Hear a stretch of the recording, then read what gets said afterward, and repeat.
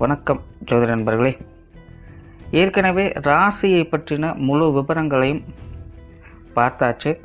அதாவது ஒவ்வொரு ராசிக்குமே என்ன மாதிரியான குணாதிசயங்கள் இருக்கும், எந்த மாதிரியான வாழ்க்கை அமைப்பு இருக்கும், என்ன மாதிரியான உறவு முறைகள் இருக்கும் அப்படின்னு விளக்கமாகவே பார்த்தாச்சு. அதே போல் லக்ன விவரங்களையும் பார்த்தாச்சு. ராசி அமைப்பை போலவே லக்னத்திற்கும் ஒவ்வொரு விஷயங்களும் எப்படி இருக்கும் அப்படின்னு தனித்தனியாகவே சொல்லியிருக்கும். பார்க்காதவங்க டிஸ்கிரிப்ஷனில் லிங்க் இருக்கும், செக் பண்ணி பாருங்கள். இனி ராசி மற்றும் லக்னம் இது ரெண்டும் சேர்ந்த அமைப்பு எப்படி இருக்கும் அப்படிங்கிறத பற்றி பார்க்க போகிறோம். ஒரு குறிப்பிட்ட லக்னம் மற்றும் ராசியாக ஒரு மனிதருக்கு அமைந்து வரும் பொழுது அவங்களுக்கு என்ன மாதிரியான விஷயங்கள் இருக்கும் அப்படிங்கிறத பற்றி சில விளக்கங்களை ஜோதிடத்தில் பொதுவாக சொல்ல முடியும். இனி அந்த விஷயங்களை பற்றி தொடர்ச்சியாக பார்க்கலாம். பதிவை பார்க்குறதுக்கு முன்னாடி ஒரு சில விஷயங்களை கவனத்தில் வச்சுக்கோங்க. எப்பவும் சொல்லக்கூடிய விஷயங்கள் தான். இங்கு சொல்லக்கூடிய விஷயங்கள் முழுமையாக உங்களுக்கு பொருந்தணுங்கிற அவசியம் கிடையாது. ஏன்னா ஒரு மனிதனை பற்றி அவங்களுடைய சுய ஜாதகம் மட்டும்தான் முழுமையான விஷயங்களை சொல்ல முடியும். மற்ற விஷயங்கள் எல்லாமே ஒரு பொதுவான அமைப்பு கொண்டது தான். இங்கு சொல்லக்கூடிய விஷயங்களை நீங்கள் கிராஸ் பண்ணி வருவீங்க. உங்களுடைய வாழ்க்கையில் சில அனுபவங்களாகவும் உணர்வுபூர்வமான விஷயங்களாகவும் பெற முடியும். அதே போல் ராசி முக்கியமாக இல்லை லக்னம் முக்கியமாக அப்படின்னாலும் குழப்பிக்க வேண்டாம். ராசி லக்னம் அப்படிங்கிறதெல்லாம் பார்த்திங்கன்னா ஒரு சில ஐடென்டிட்டி மட்டும்தான். ஜோதிட பலன்கள் எடுக்கிறதுக்காக பொதுவாக தெரிஞ்சிக்க வேண்டிய சில விஷயங்கள் அவ்வளோதான். மற்றபடி 9 கிரகங்கள் 12 கட்டம் 27 நட்சத்திரங்கள் கொண்ட ஒரு அமைப்பு தான் நமக்கு முழுமையாக முக்கியம். அதுதான் ஒவ்வொரு செகண்டும் நமக்கு தேவையான எல்லா விஷயங்களையும் தீர்மானிக்கிறது. அதனால் ராசி முக்கியமாக இல்லை லக்னம் முக்கியமாக அப்படின்னாலும் குழப்பிக்காதீங்க. நம்ம யாருன்னு கேட்டால் நம்மளுடைய பேரை எப்படி ஒரு அடையாளமாக சொல்கிறோமோ அந்த மாதிரி தான் நம்மளுடைய சுய ஜாதகத்திற்கு அடையாளமாக இந்த ராசியும் லக்னமும் அமைந்து வருது. மற்றபடி இங்கே எல்லாமே முக்கியம் அப்படிங்கிறத மனசில் வச்சுக்கோங்க. துலாம் ராசி மகர லக்னம். பொதுவாகவே துலாமும் சரி மகரமும் சரி, அது ராசியாக அமைந்தாலும் சரி லக்னமாக அமைந்தாலும் சரி, இவை இரண்டுக்குமே காரியப்பற்று அப்படிங்கிறது அதிகமாக இருக்கும். எப்போவுமே எதையாவது ஒன்று செய்து கொண்டே இருக்கணும். காரியத்திலேயே கருத்தாக இருக்கக்கூடியவங்க, தன்னுடைய வேலைகள்லேயே எப்போவுமே விழிப்புணர்வோடு இருப்பாங்க. சதாசர்வ காலமும் வேலை வேலை வேலை அப்படிங்கிறதான் எங்களுடைய சித்தாந்தமாகவே இருக்கும்.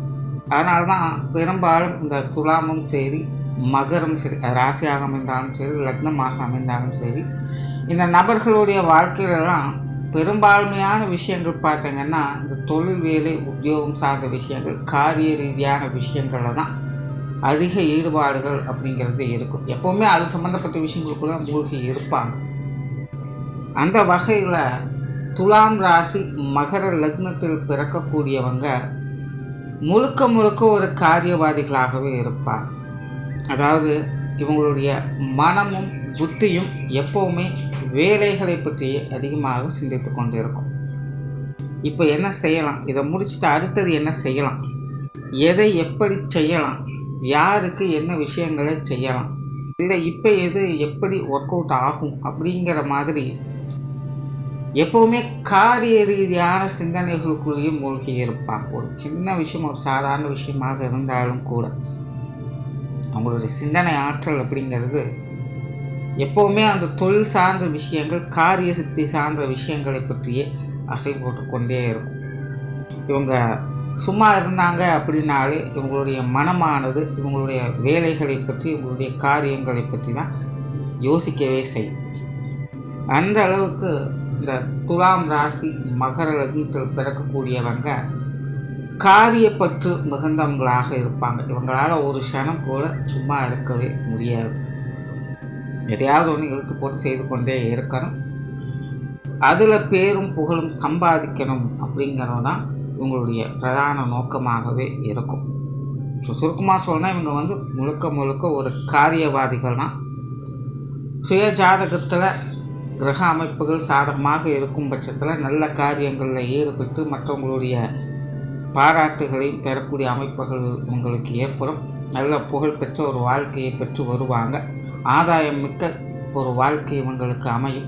காரிய சித்தி அப்படிங்கிறது இவங்களுக்கு கிடைக்கும். உங்களுடைய வாழ்க்கையை பார்த்திங்கன்னா படிப்படியாக ஸ்டேஜ் பை ஸ்டேஜாக டெவலப்மெண்ட் அப்படிங்கிறது வந்து கொண்டே இருக்கும். அந்தந்த வயது நிலைகளுக்கேற்ப அவங்களுடைய தேவைகள் அப்படிங்கிறது அவங்களுடைய உழைப்பிற்கேற்ற முன்னேற்றங்களை அது தொடர்ந்து கொடுத்து கொண்டே இருக்கும். பட் அதுவே சுய ஜாதகம் பெருசாக சப்போர்ட் பண்ணல அப்படிங்கிற பட்சத்தில் இவங்களுடைய வாழ்க்கை நிலை அப்படிங்கிறது ரொம்பவுமே சிரமத்துக்குள்ளானவையாக இருக்கும். காரியங்களில் கஷ்டங்கள் நிறைந்திருக்கும். ரொம்பவுமே சிரமப்பட்டு எல்லா விஷயங்களும் செய்வாங்க. நிறைய விஷயங்கள் பார்த்திங்கன்னா கடைசி வரைக்கும் போய் கடைசி நேரத்தில் தட்டி போச்சு அப்படிங்கிற மாதிரி சில விஷயங்கள்லாம் அவங்க பார்க்க வேண்டியதாக இருக்கும். ஒரு முழுமை பெறாத தன்மையில் அவங்களோட வாழ்க்கை நிலை அப்படிங்கிறது இருக்கும். அதாவது எல்லா ஞானமும் பெற்றிருப்பாங்க. இப்போ முன்னாடி சொன்ன மாதிரி எல்லாத்தையுமே யோசித்து சிந்தித்து சிறப்பாக திட்டம் போட்டு செயல்படுத்தக்கூடிய திறமை எல்லாமே இருக்கும். ஆனால் அந்த காரிய சித்தி அப்படிங்கிறது அவங்களுக்கு கொஞ்சம் லேக் ஆகும். எல்லாத்துலேயுமே அவங்களால சக்ஸஸ் ஆக முடியுமா அப்படிங்கிறது தெரியாது. ரொம்பவுமே கஷ்டப்பட வைக்கும். ஒரு தடவைக்கு பல தடவை அவங்கள வேலை செய்ய வச்சுக்கிட்டே இருக்கும். ஸோ இந்த உடல் அலைச்சல்கள், உடல் சோர்வுகள், மன சோர்வுகள் அப்படிங்கிறது இவங்களுக்கு கொஞ்சம் அதிகமாக இருக்கும். ஸோ அந்த மாதிரி சுய ஜாதகத்தின் அடிப்படையில் அவங்களுடைய வாழ்க்கை நிலைகள் அப்படிங்கிறது மாறுபட்டுக்கு உட்பட்டதாக இருக்கும். பட் ஜென்ரலாக இந்த துலாம் ராசி மகர லக்னம் அப்படிங்கிறது எப்படி இருந்தாலும் சரி, என்ன மாதிரியான கிரக அமைப்புகள் பெற்றிருந்தாலும் சரி, இவங்களுடைய எண்ணம் அப்படிங்கிறது காரியங்களுக்குள்ளே மூழ்கி இருக்கக்கூடிய விஷயம்தான். நல்ல பேச்சாற்றல் மிகுந்தவங்க, பேச்சாலேயே பல காரியங்களும் சாதிக்கக்கூடிய திறன் பெற்றவங்களாக இருப்பாங்க. உங்களுடைய பேச்சில் எப்போவுமே ஒரு வசீகரத்தன்மை என்பது இருக்கும். ரொம்பவுமே ஒரு ஆக்டிவான பர்சனாக இருப்பாங்க. பட் இவங்களை பொறுத்த வரைக்கும் கோபம் அப்படிங்கிறது உடன்பிறந்த குணமாகத்தான் இருக்கும். ஆனால் அதை காரியத்தில் வெளிப்படுத்த மாட்டாங்க. உள்ளுக்குள்ளே என்ன தான் கோபத்தாபங்கள் பிரச்சனைகள் அப்படிங்கிறது இருந்தாலும் கூட அதை காரியங்கள்னு வரும்பொழுது அதை எப்படி செயல்படுத்தணுமோ அப்படி தான் செயல்படுத்துவாங்களே தவிர அங்கே போய் அந்த கோப உணர்வை வெளிப்படுத்தக்கூடியவங்க அல்ல. கடினமான முயற்சிகளை உடையவங்க. இவங்க பிளானிங் அண்ட் எக்ஸிக்யூஷன் சார்ந்த விஷயங்களில் சிறப்பு பெற்றவங்களாக இருப்பாங்க. நூதனமான முறைகளில் பல காரியங்களை செய்து முடித்தும் காட்டக்கூடியவங்களாக இருப்பாங்க. உங்களுடைய முயற்சி சார்ந்த விஷயங்கள் எப்போவுமே ஒரு தனித்துவமான சமாச்சாரங்கள் அப்படிங்கிறது இருக்கும். கொஞ்சம் கடினமான விடாப்பிடியான முயற்சியை கொண்டவங்களாகத்தான் இருப்பாங்க. சொத்து சுகங்கள் மற்றும் வாகன ரீதியான விஷயங்களில் ஈடுபாடு உடையவங்களாக இருப்பாங்க. இவங்களை பொறுத்த வரைக்கும் எந்த அளவுக்கு உழைக்கிறோமோ அந்த அளவுக்கு ஒரு லக்ஸூரியஸான வாழ்க்கையை வாழணும் அப்படிங்கிற எதிர்பார்ப்பு இவங்களுக்கு உண்டு. ஏன்னா நம்ம கஷ்டப்பட்டு உழைக்கிறோம், அதுக்கேற்ற அளவுக்கு சம்பாதிக்கணும், அதை மற்றவங்க முன்னாடி காட்டி பெருமைப்படணும் அப்படிங்கிறதுல இவங்களுக்கு பிரியம் இருக்கும். ஸோ அந்த வகையில் இந்த சொத்து சுகங்கள், ஆஸ்தி அந்தஸ்து போன்ற விஷயங்களில் இவங்க பிரியமுடையவங்களாகத்தான் இருப்பாங்க. அது சார்ந்த விஷயங்களில் இவங்களுக்கு ஒரு சாதகமான அமைப்புகள் அப்படிங்கிறது இருக்கும். பெரும்பாலும் இவங்களுக்கெல்லாம் பார்த்திங்கன்னா வெளி இடங்களில், அதாவது பிறந்த இடத்தை விட்டு வெளி இடங்களில் இந்த சொத்து சுகங்களுடைய அமைப்புகள் அப்படிங்கிறது ஏற்படும். அதே போல் பொருளாதாரம் சார்ந்த விஷயங்களில் அதிக ஆர்வம் கொண்டவங்களாகவே இருப்பாங்க. குறிப்பாக இந்த காசு பண சமாச்சாரங்கள் அப்படின்னு வரும்போது இவங்களுக்கு ஆசை கொஞ்சம் அதிகம் அப்படின்னே சொல்லலாம். எவ்வளோ சம்பாதிச்சாலும் இவங்களை பொறுத்த வரைக்கும் பத்தவே பத்தாது. இன்னும் வேணும் இன்னும் வேணும் அப்படின்னு நினைக்கக்கூடியவங்களாகத்தான் இருப்பாங்க. ஸோ பொதுவாக இந்த பொருளாதார விஷயங்கள் அதிக ஆர்வம் காட்டக்கூடியவங்க. வரவு செலவுகள், கொடுக்கல் வாங்கல் விஷயங்கள் அதிக ஈடுபாடுகளை கொண்டவங்களாகத்தான் இவங்க இருப்பாங்க. பொது விஷயங்கள் மற்றும் பொது காரியங்களில் ஈடுபடக்கூடியவங்களாகவே இருப்பாங்க. பொதுவாகவே இவங்க தேவையிருந்து செயல்படக்கூடியவங்களாகத்தான் இருப்பாங்க. மற்றவங்களுக்கு இப்போதைக்கு என்ன தேவையில்லை அப்படிங்கிறத புரிஞ்சு அதுக்கு தகுந்த மாதிரி காரியம் நிகழ்த்தக்கூடியவங்களாக இருப்பாங்க. பெரும்பாலும் இவங்களுக்கு வெளி விஷயங்கள், காரியங்கள், சாதகமான அமைப்புகள் உண்டு. மற்றவங்க வகையில் சுக சௌகரியங்களை பெறக்கூடிய அமைப்புகள் உண்டு. மற்றவங்க வகையில் எதிர்பார்த்த உதவிகள் அப்படிங்கிறது இவங்களுக்கு பெரும்பாலும் கிடைக்கப்பெறும். அதே நேரம் இவங்களுக்கு வெளி இடங்கள், காரியங்கள், மற்றவங்க வகையில் செலவுகள், விரயங்கள் அப்படிங்கிறது கொஞ்சம் கூடுதலாக இருக்க செய்யும். ஜென்ரலாகவே வெளி விஷயங்கள், காரியங்கள், சாதகமான அமைப்புகளை பார்க்கக்கூடிய தன்மை உங்களுக்கு உண்டு. ஆன்மீக ரீதியான விஷயங்கள், அளவான ஈடுபாடுகள் காட்டக்கூடியவங்களாக இருப்பாங்க.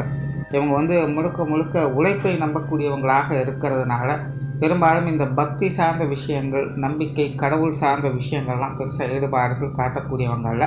இதெல்லாமே ஒரு அளவான அமைப்புகள் இருக்கும். ஒரு வழக்கமான விஷயங்களாக இதெல்லாமே பார்க்கப்படும். இன்னும் சொல்லப்போனால் இதை கூட அவங்க ஒரு பிஸ்னஸ் ஓரியன்டாக தான் பார்ப்பாங்க. ஸோ ஜென்ரலாகவே இந்த ஆன்மீக விஷயங்கள், பழக்க வழக்கங்கள் சார்ந்த விஷயங்கள்லாம் ஒரு அளவான ஈடுபாடுகள் காட்டக்கூடியவங்களாகவே இருப்பாங்க. அதே போல் இந்த பிரயாண சமாச்சாரங்களையும் இப்படி தான் இவங்களுக்கு ஒரு அளவான ஈடுபாடுகள் தான் இருக்கும். பெரும்பாலுமே இவங்க காரியத்திலேயே கருத்தாக இருக்கிறதுனால வெளி இடங்களுக்கு போய் வரக்கூடிய விஷயங்களை கூட கருத்தோடு தான் எல்லா விஷயங்களும் செய்து வருவாங்க. சும்மா வெட்டியாக பொழுதுபோக்காக ஊர் சுற்றுறது அப்படிங்கிறது இவங்களுக்கு பிடிக்காது. காரியங்களோடு இந்த போக்குவரத்து சம்மந்தப்பட்ட விஷயங்களில் இவங்க ஈடுபட்டுட்டு வருவாங்க. பட் என்னதான் இவங்க வந்து சுறுசுறுப்பான நபர்களாக இருந்தாலும் உங்களுடைய காரியங்களில் எப்போவுமே ஒரு வித மந்தத்தனம் அப்படிங்கிறது இருக்கும். இவங்களுக்குள்ள எப்போவுமே ஒரு விதமான பய உணர்வு, சந்தேக உணர்வு அப்படிங்கிறது இருந்து கொண்டு தான் இருக்கும். இவங்க வந்து எல்லாத்தையுமே முழு மனசோட நம்பிக்கையோடு செய்யக்கூடியவங்க அல்ல.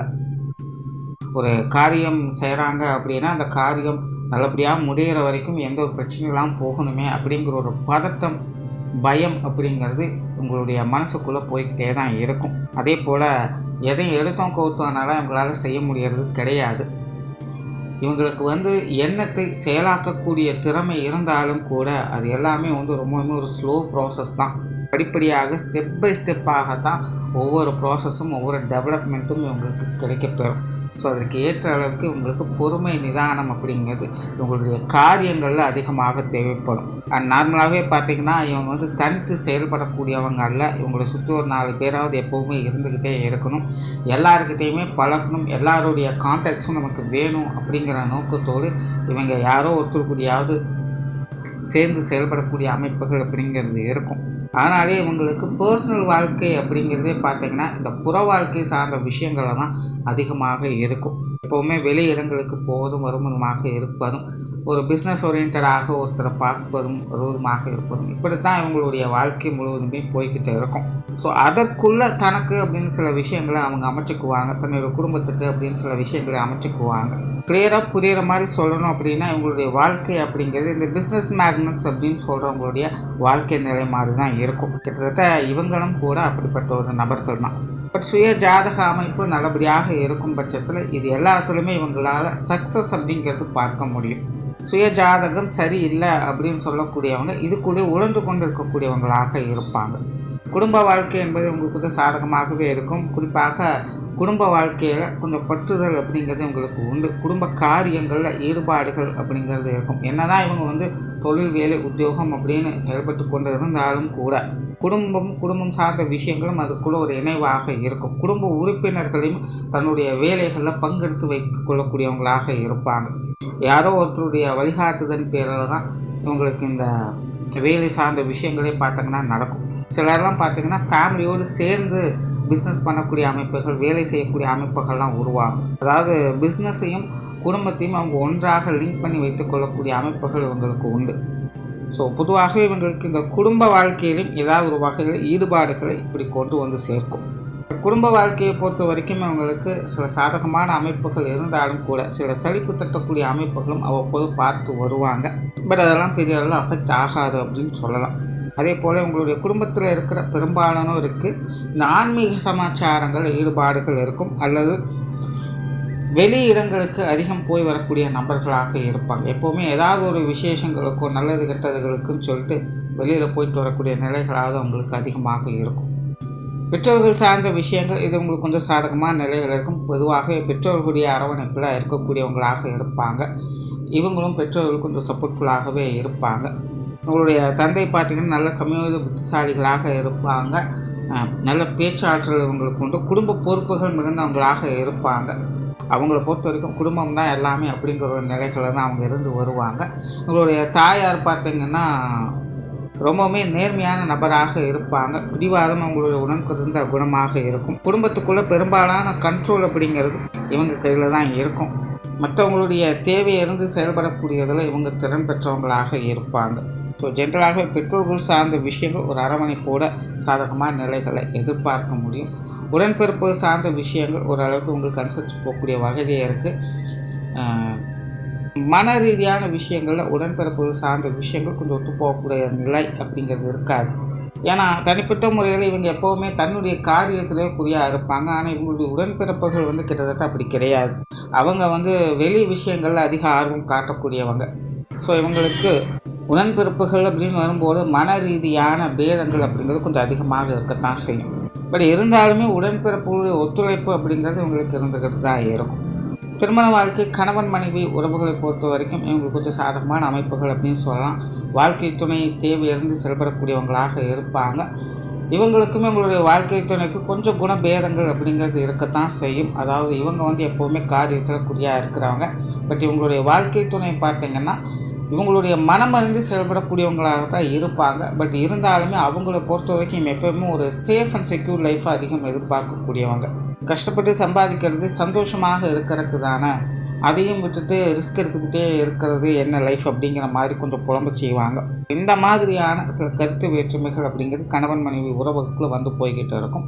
மற்றபடி இவங்களுக்கு திருமண வாழ்க்கை அப்படிங்கிறது சாதகமான அமைப்புகளாக தன்னை அனுசரித்து போகக்கூடிய வாழ்க்கை துணை பெற்றவங்களாக இருப்பாங்க. இவங்களும் வாழ்க்கை துணை தேவையிருந்து செயல்படக்கூடியவங்களாகத்தான் இருப்பாங்க. ஒருத்தருக்கு ஒருத்தர் அந்யோன்யம் அப்படிங்கிறது நல்ல முறையில் இருந்துக்கிட்டு தான் இருக்கும். குடும்ப உறவுகள், குறிப்பாக பெற்றோர்கள் வகையில் திருமண வாழ்க்கையில் சில சங்கடங்கள் வந்து போவதற்கு வாய்ப்புகள் இருக்குது. ஸோ குடும்ப உறவுகள்கிட்ட கொஞ்சம் கவனமாக இருப்பது நல்லது. குழந்தைகள் சார்ந்த விஷயங்கள் உங்களுக்கு கொஞ்சம் சாதகமான அமைப்புகள் அப்படின்னு சொல்லலாம். நார்மலாகவே குழந்தைகள் வகையில் எதிர்பார்ப்புகள் அப்படிங்கிறதும் கொஞ்சம் அதிகமாகவே இருக்கும். இவங்களுக்கு குழந்தை பிரியம், பாசம் அப்படிங்கிறதும் அதிகமாக இருக்கும். இவங்களைப் போலவே உங்களுடைய குழந்தைகளும் பார்த்திங்கன்னா காரியங்களில் பொருளாதார ரீதியான விஷயங்கள் அதிக ஆர்வம் காட்டக்கூடியவங்களாக இருப்பாங்க. பட் இவங்களைப் போல பிடிவாதமாக இருக்கக்கூடியவங்கள கொஞ்சம் ஃப்ளெக்சிபிளான நபர்களாக இருப்பாங்க.